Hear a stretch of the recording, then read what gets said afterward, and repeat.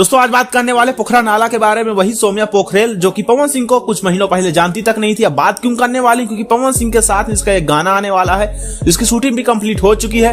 तो दोस्तों चलिए करते हैं शुरू से शुरुआत वहां से होती है दोस्तों जब खेसारी लाल यादव नेपाल जाते हैं और एक शो कर रहे होते हैं और वहां पे ये लड़की आ जाती है अपने हाथों में खेसारी लाल यादव का टैटू बनवा के, और खेसारी लाल यादव टैटू देख करके पिघल जाते हैं।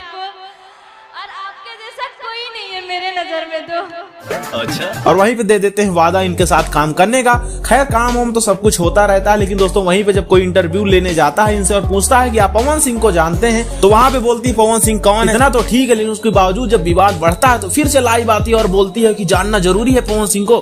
कुछ ऐसी ऐसी बातें भड़काऊ बोल के जाती है। कौन है पवन सिंह? अच्छा नहीं जानते?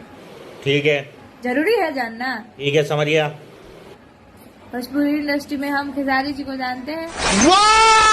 Very dangerous. लेकिन इतना तक तो चलिए मान लीजिए ठीक ही है, कोई पवन सिंह को जानता है तो जानता है, नहीं जानता तो नहीं जानता। और भोजपुरी में भला जो काम कर रहा है वाला पवन सिंह को कैसे नहीं जानेगा, क्योंकि आप जिसको गॉड मानते हो पवन सिंह को अपना बाप मानते हैं। तो ये पवन सिंह बाद में है, सबसे पहले मेरे पिता समान है ये बड़ी अच्छी बात कही आप। तो दोस्तों वहीं पे होती है बात खत्म, लेकिन एक बार शुरुआत तब होती है जब पवन सिंह एक इवेंट ऑर्गेनाइज कर रहे होते हैं पटना के अंदर। इस गाने का नाम होता है सिल्वर डाले से पहले। तो वहां पे सौम्या पोखरेल भी आती है और पवन सिंह कुछ फ्लो में सौम्या पोखरेल के साथ वादे कर डालते हैं कि मैं आपके साथ बहुत जल्द एक गाना करूंगा और आपसे गलतियां हुई हैं तो कोई बात नहीं।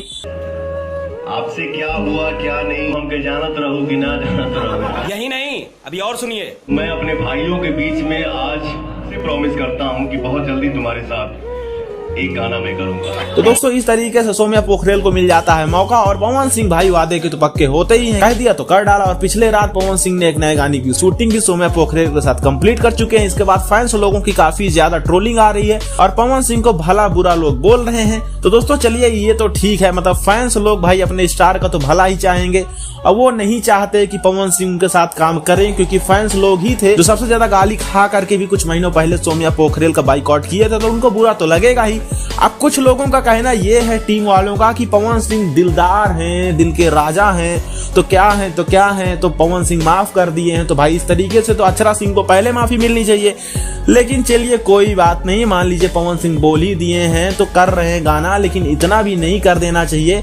आप गॉड फादर बनिए, लेकिन अच्छे लोगों गॉड फादर बनिए, आपकी आजीवन इज्जत करेंगे। ऐसे लोगों के आप गॉड फादर बनिएगा तो आज आप गाने में काम दे रहे हैं, कल आप गाने में काम नहीं देंगे तो आपको आके फिर गाली देंगे। पवन सिंह को पहले जानती नहीं थी और उसके बाद खेसारी लाल यादव की तरफ से थोड़ा सा इसको डिसकंटिन्यू किया गया तो खेसारी लाल यादव की टीम वालों को ही इसने गलत बोल डाला। तो दोस्तों ऐसी लड़कियों को साइड ही रखना चाहिए, क्योंकि ये किसी की नहीं होती हैं। अगर मौका देना है तो अच्छी लड़कियों को दीजिए, जैसे जानवी दुबे अभी फिलहाल ही में एक इंस्टाग्राम इन्फ्लुएंसर थी तो उनको पवन सिंह ने अपने नए गाने में मौका दिया। तो ये सारी चीजें अच्छी लगती हैं। पवन सिंह गॉड फादर के रूप में जाने जाते हैं भोजपुरी में, तो काफी अच्छा भी लगता है।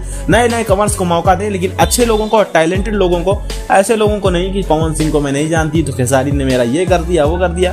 खैर आपकी क्या कुछ राय कमेंट बॉक्स में कमेंट कर जो बताएं। खैर हमारी राय थी। वीडियो आपको पसंद, वीडियो को लाइक करिएगा, चैनल को सब्सक्राइब कीजिएगा।